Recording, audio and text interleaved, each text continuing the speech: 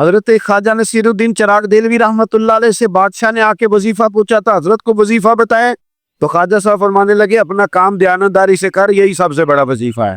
اپنی زندگی میں دیانتداری، امانت داری، آپ اس طرح کے ہو جائیں کہ آپ جس طرح آپ سمجھے نا کہ یہ حرام جانور ہے تو میرے منہ میں جائے گا تو مجھے الٹی آئے گی۔ آپ کبھی دیکھیں نا کہ حرام گوشت کوئی آپ کو بتا دے، آپ دو لقمے آپ نے کھا بھی لیے، لطف آیا، تو کسی نے کان میں کہا یہ تو ذبح ہی نہیں ہوا تھا، بیمار تھا، تو الٹی آ جاتی ہے کہ نہیں؟ بولو کیا آ جاتی ہے؟ انسان کا ذہن قبول کرتا ہے حرام کھانے کو؟ 2 کلو گوشت پہ الٹی آتی ہے تو 2 کروڑ روپے پہ کیوں نہیں آتی؟ ہمارے ایک دوست ہیں یونیورسٹی کے لیکچرار ہیں، مجھے ایک دفعہ فرمانے لگے پیر صاحب عجیب بات ہے، ایک بندے کو نا کہیں جوتا پڑا مل گیا، بڑا قیمتی تھا پر ایک پیر تھا جوتے کا۔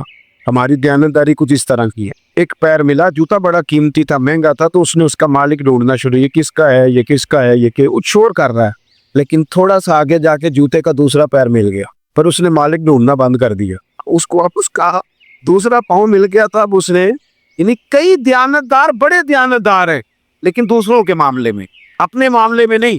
اپنی زندگی میں انصاف کریں۔ میں مسجد میں جمعہ پڑھاتا ہوں، میں نے ایک دن اپنے ایک مدرسے کے طالب علم سے پوچھا، بیٹا جمعرات کو میں نے پوچھا، میں نے کہا صبح جمعے میں تقریر کیا کرنی ہے؟ کہتے میں جو فیصلہ نہیں کیتا۔ میں کہا تو بڑا مولوی ہے نا، میں چھوٹا، میں تو جمعہ پڑھا کے شام میں فیصلہ کر لینا بھی اگلے جمعے کی بیان کرنا ہے۔ کیوں؟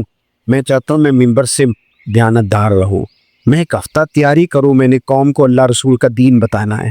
میرا یہ مقصد تو نہیں ہے کہ 1 گھنٹہ مجھے ملے تو میں نے کسی طریقے سے اسے پار کر دوں۔ آپ اپنے کام کے ساتھ ہمیشہ دیانت کا مظاہرہ کریں۔ اگر آپ دیانتدار ہو جائیں، حضرت سعید بن عامر رضی اللہ تعالیٰ عنہ کو حضرت عمر نے کہا میں آپ کو ایک صوبے کا گورنر بنانا چاہتا ہوں، رو پڑے، فرمانے لگے اس قابل نہیں ہوں، آپ کہیں مجھے بھی آپ کہہ دیں کہ فلانا عہدہ ملتا ہے تو تیار ہے ساری دنیا ہی، کون انکاری ہے اس کام سے، سب تیار بیٹھے، لیکن روتے تھے لوگ کا جناب میں کہاں کر سکتا ہوں۔ حضرت عمر نے لگا دیا حمص کا گورنر۔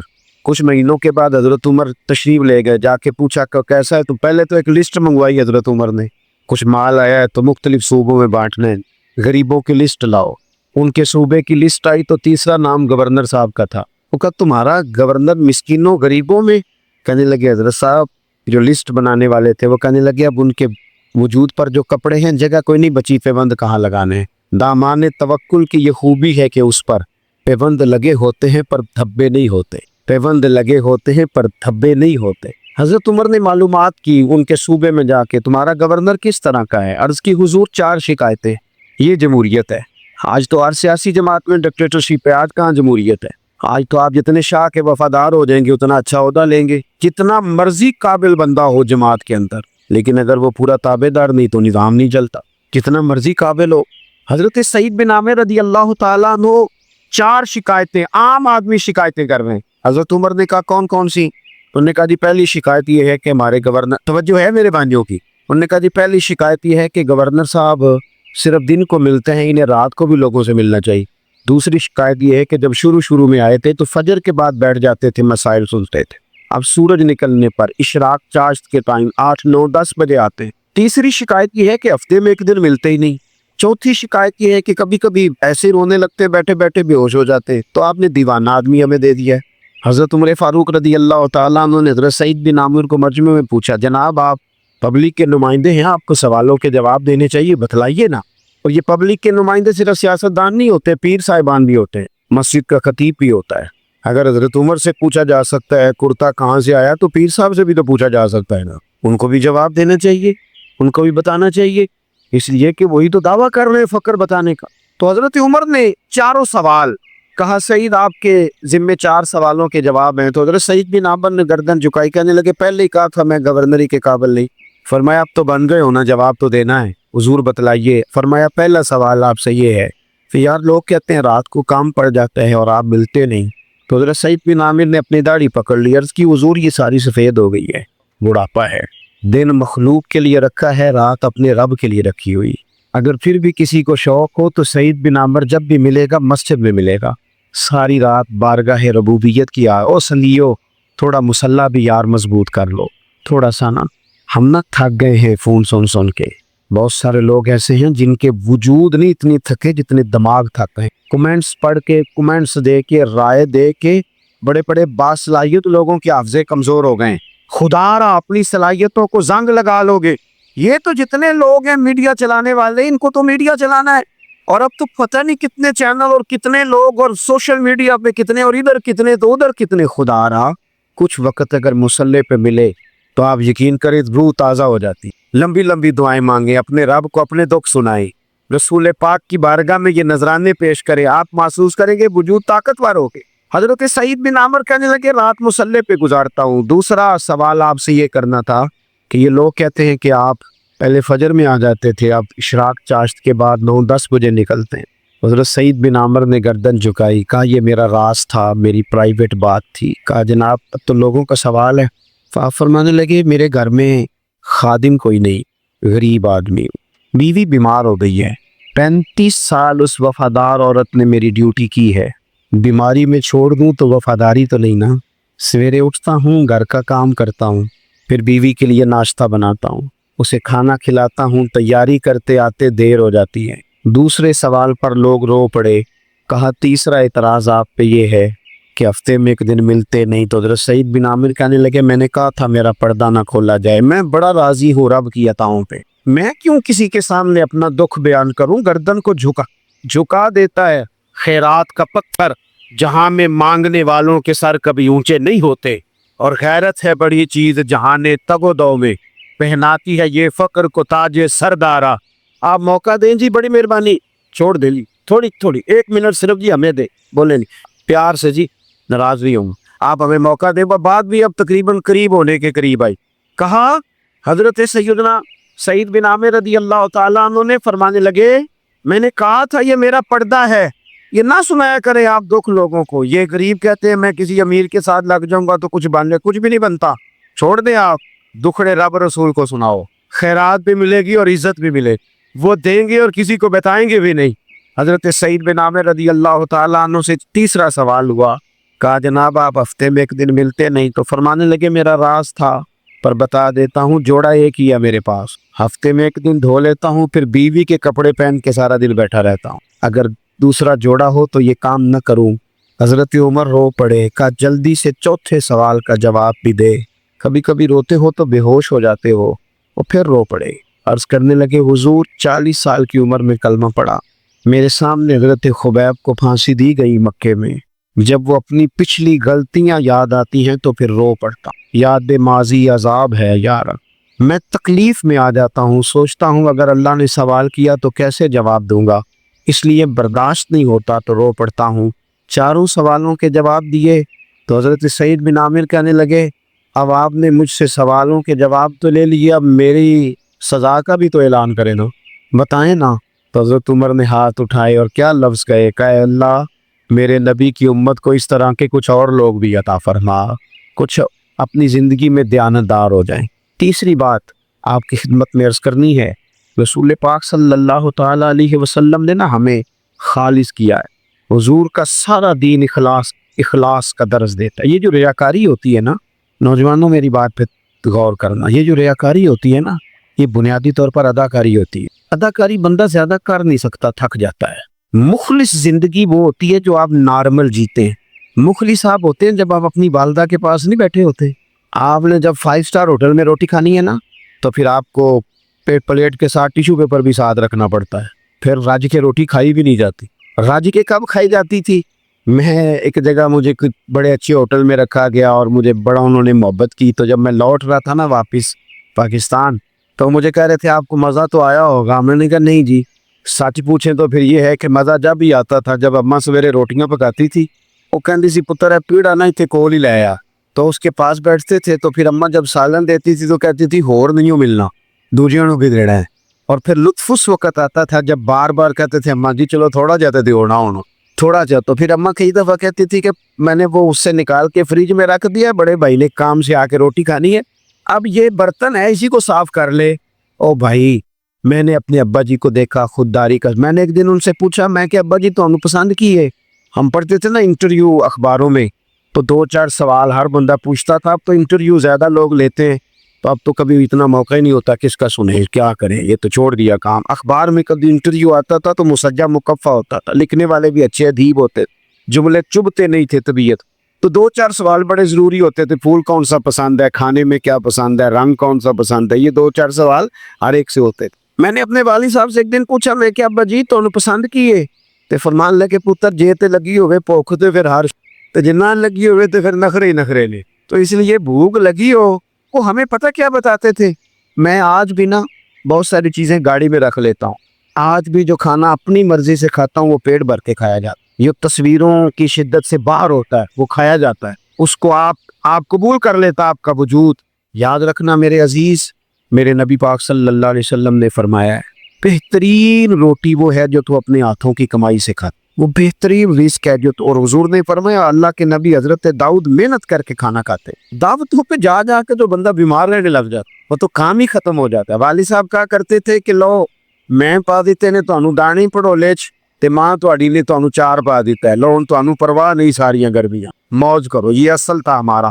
اس پہ واپس آ جائیں، اس پہ آ جائیں، یہ صحت افزا روٹیاں ہیں، یہ کھائے، بڑی گاڑیوں کا اور بڑی چیزوں کا شوق چھوڑ دے، محنت ڈٹ کے کرے، لیکن زندگی اصل پہ لے آئیں، اصل زندگی خالص ہوتی ہے۔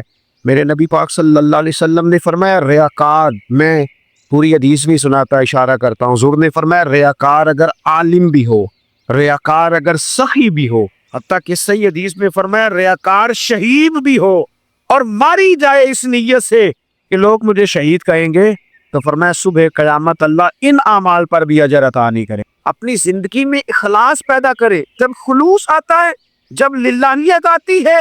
مشکل ترین خلافت حضرت ابوبکر صدیق کی ہے، یہ جو حضرت عمر نے بڑی اعلیٰ خلافت کی ہے نا، یہ بنیادیں حضرت ابوبکر نے مضبوط کر کے دی تھی، فتنوں کے تو سر کچل دیے تھے حضرت صدیق اکبر نے، اب حضرت عمر کے لیے کام کرنا انہوں نے آسان کر دیا۔ میں اکثر کہا کرتا ہوں کہ حضرت عمر کی خلافت کی مضبوطی میں بڑا کردار حضرت ابوبکر صدیق کا، اگر وہ مضبوطیاں نہ کرتے اتنی تگڑی تو کام آگے چلتا نہیں تھا۔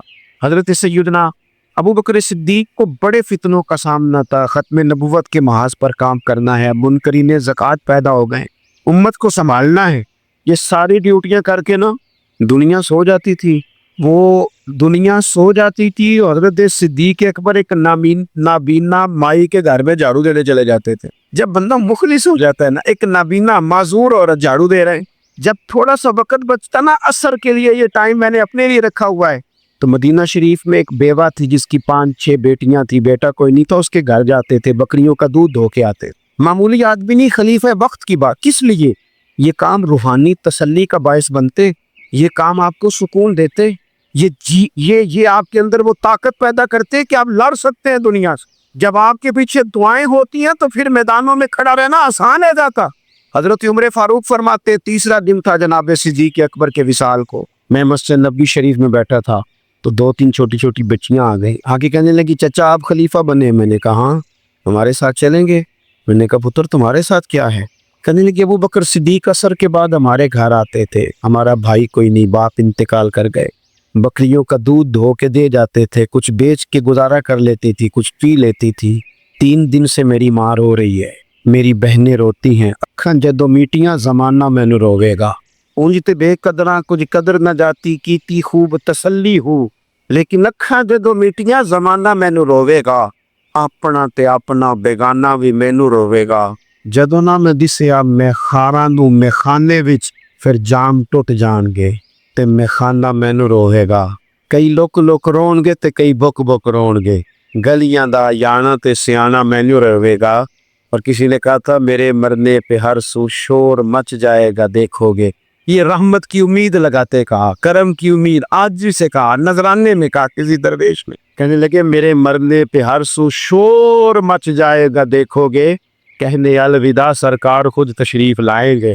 اور کسی نے کہا تھا کہ بعد مرندے مکھڑا میرا ہو جاوے گے تازہ، پھر سمجھ لینا محبوب میرے نے آن پڑیا جنازہ۔ تو بھائی اپنی زندگی میں اخلاص پیدا کرے، ہم نا غریب لوگ بھی امیروں سے تصویر کھنچوانا پسند کرتے، امیروں سے اپریشیٹ کرنا چاہیے محنت کرنے والے آدمی کو، جس کو پسینہ آ گیا نا ریڈی پہ کھڑے ہوئے، وہ بڑا باوقار آدمی سے پسینہ آ گیا۔ میں ابھی بھی کبھی کبھی جوتا گنڈوا لیتا ہوں، چونکہ میں نے دیکھا ہے میرے ابا جی مجھے کہتے تھے علیحدہ جوتیوں توڑے پا کے ساریاں گنڈا لیا، تو یاد ہے تو میں ابھی بھی چلا جاتا ہوں۔ تو ہمارے ایک پرانے موچی ہیں، میں ان کے پاس ایک دن، وہ بڑے خوددار آدمی، 5 روپے کے 10 دے دے نا وہ ان کو 10 دے دو, کہ چوک اپنے 5 روپیے. وہ ایک شاعر بیٹھے تھے نا, تو شاعر بھی بیچارے کئی اسی طرح کے ہوتے ہیں, ناراض نہ ہو جائیں شاعر, لیکن وہ کئی دفعہ نا ان کو بھی دیکھ کے لگتا ہے کہ کئی دنوں سے بیچارے نے روٹی نہیں کھائی. تو وہ موٹی چادر لیے گرمیوں میں کسی چوک میں بیٹھا تھا نا شاعر, تو کوئی بندہ جاتے ہوئے 5 روپے دے گیا. اس نے کہا یہ کیا ہے؟ کہنے لگا کھانا شانا کھا لینا. پر شاعر نے کمال بات کی, اس نے کہا یہ آرزو کرم اور میں آپ سے کروں, یہ آرزو کرم اور میں آپ سے کروں, یہ بھیک اس کو دیجیے جس کا خدا نہ ہو. اور میرے اعلیٰ حضرت کیا کہتے کروں مد اہل تو بل رضا. ماشاء. تو آپ حضرات میری بات سنیں گے, اپنی زندگی میں اخلاص لائیں, للہیت لائیں. چوتھی بات سنیں, اور میں اسی پر بات سمیٹنے کی کوشش کروں گا. اللہ کے رسول صلی اللہ علیہ وسلم کی سیرت مبارکہ میں جو چیز آپ کو بڑی نظر آئے گی نا, وہ احساس ہے. جب سینے آہستہ آہستہ سخت ہونے لگ جاتے ہیں نا, ہم نہ کچھ باتیں سوچ کے اپنے آپ کو سخت کر لیتے ہیں. ہمارا جب ایسا جو نیا بھرتی ہوتا ہے وہ خدمت کے جذبے سے آتا ہے, وہ کہتے ہیں میں نے سارے کام صحیح کرنے. پھر اس کو نا آہستہ آہستہ پتہ لگنے لگ جاتا ہے کہ کچھ لوگ جھوٹا پرچہ بھی درج کراتے ہیں. اسے پھر آہستہ آہستہ پتہ لگنے لگ جاتا ہے کہ یہ سامان ان کا تو گیا تھا 1.5 لاکھ کا, تو انہوں نے 6 کیوں لکھوایا ہے. پھر وہ پھر سخت ہونے لگ جاتا ہے. لوگوں کو دیکھ کے سخت نہ ہو, سخت نہ ہو. پھر آپ کے پاس بڑی باتیں. مجھے ایک دفعہ ایک صاحب نے کہا کو تقریب پہ بلانا ہے, پیسے کتنے لیتے ہیں؟ میں نے کہا دے دو کو 1.5-2 کروڑ روپیہ. کہنے لگے تو بہت زیادہ نہیں. تو میں کہ وکنا ہے تو پھر بندہ چارج نہ وکے. اب تیرا خیال ہے 25-30 ہزار اپنا ریٹ لگوا لے, اتنے لو ہو جائیں, سانو تخت ہزارے دی لوڑ کیے نالے کی لگے شہر بمول دے نال اسی اپنی بال کے سیکنے ہاں. میں نے بہت بڑا مدرسہ شروع کیا, باہر گلہ نہیں لگایا. مجھے ایک صاحب کہنے لگے خیر پہ ہے تو ان پیسے کتوں ہوں دینے. میں کیوں اتھو جتوں ہوں دے نظر نہیں ہوں دے. فاضل بریلوی کہتے کرو مد ہے اہل تو بل رضا, اور پڑے اس بلا میں میری بلا, میں گدا ہوں اپنے میرا دین پا رہا ہے نہ نہیں. اور کون دیتا ہے دینے کو منہ چاہیے, دینے والا ہے سچا. میں نے تو معذرت بھی کرنی تھی. میرا خیال ہے کہ 35 سے 37 کے بیچ لوگ ایسے تھے یہاں سے جو آج صبح سے سر شام تک فون کرتے رہے کہ آپ نے چائے ہماری طرف بھی نہیں ہے, کھانا ہماری طرف کھانا ہے. میں ان دوستوں سے اکثر کہا کرتا ہوں جو میرے ساتھ ہوتے, میں کہتا ہوں کہ لوگ تلاش کرتے رہتے ہیں, ڈھونڈتے رہتے ہیں کہ رات رہنے کو جگہ ملے. اور ہمارا یہ حال ہے, کس نام پہ؟ رسول اللہ کے دین کے نام, حضور کے دین کے نام. اپنی زندگی میں احساس پیدا کریں. اگر آپ سخت ہو سکتے ہیں, کچھ بھی کہہ کے سخت ہو جائیں, کچھ بھی کہہ کے. مجھے میرے سنگی کہتے رہتے ہیں 7-8 گھنٹے کا آپ سفر کر کے جاتے ہیں تو آپ فوٹو والوں پہ سختی کریں, آپ نے کسی سے نہیں ملنا, میں نے ذرا آرام کرنا ہے, میں نے تھوڑا لیٹنا ہے. تو میں کہتا ہوں یار اپنی اوقات بھی تو ہمیں دیکھنی چاہیے نا. کون کسی کو ملتا ہے؟ کوئی دور ہے. احساس پیدا کرے قوم کا, اپنے دل میں احساس لائیں. جب آپ سخت ہو جاتے ہیں نا تو پھر آپ سب کے لیے ہو جاتے ہیں. جب بندہ سخت ہو جاتا ہے نا, تھوڑا تھوڑا نا ہمیں لالچی بنایا گیا ہے, مختلف چیزوں پہ انعام رکھے گئے, مختلف رنگوں میں لوگوں کو مختلف انداز میں قائل کیا گیا, مزاجوں میں کچھ بھرا گیا ہے. وہ اس طرح کا ماحول بن گیا کہ باپ نے جوانی پتر کو دے دی. ساری زندگی وہ جو لوگ سعودی عرب یہاں سے گئے تھے 35 سال انہوں نے وہاں کمبل نہیں بدلا. جس کمبل میں انہوں نے جاتے خریدا تھا واپسی پہ بھی وہی تھا. رہائشیں یہاں بنی وہاں نہیں بنی. میں نے بیرون ملک ایسے لوگ دیکھے ہیں جو 3 وقت روٹی نہیں کھاتے, 2 وقت کھاتے ہیں کہ گھر پیسے بھیجنے. لیکن لالچ اتنا عروج پہ چلا جاتا ہے بعض گھروں کا, سب کا نہیں بعض کا, کہ اسی باپ کو جس نے زندگی لگا دی, بچے کہہ رہے ہوتے ہیں ابا جی آپ کو ڈب کا کام کر لیتے تو آج ہمارے وارے نہیں آ رہے نہ ہو جاتا. مجھے ایک بزرگ فرمانے لگے پیر صاحب بالاں کو بھی عزت کران لی ابے دا مالدار ہونا ضروری جے. خدا را اس سے باہر آئے, احساس پیدا کرے. جب احساس عادت, قرآن مجید نے میرے نبی پاک کی شان یہ بیان کی ہے کہ عزیز علیہ ما عنتم حریص علیکم بالمؤمنین رؤوف الرحیم. یہ کمال ہے, اس سے آگے کیا کوئی حاشیہ دے سکتا ہے؟ رب فرماتا ہے لوگوں تم مشقت میں پڑھو تو میرے نبی کو تکلیف ہوتی ہے. آپ کبھی حدیثیں پڑھے نا تو رونگٹے کھڑے ہوتے ہیں. آپ کو درجنوں حدیثیں اس عنوان کی ملیں گی کہ حضور فرماتے ہیں میرا دل کرتا ہے لمبی نماز پڑھاؤں, نماز اللہ کی, دل حضور کا کرتا ہے. فرمایا دل کرتا ہے لمبی نماز پڑھاؤں, لیکن پیچھے سے کسی بچے کے رونے کی آواز آتی ہے, کسی بوڑھے بیمار کا خیال آتا ہے, میں نماز چھوٹی کر دیتا ہوں.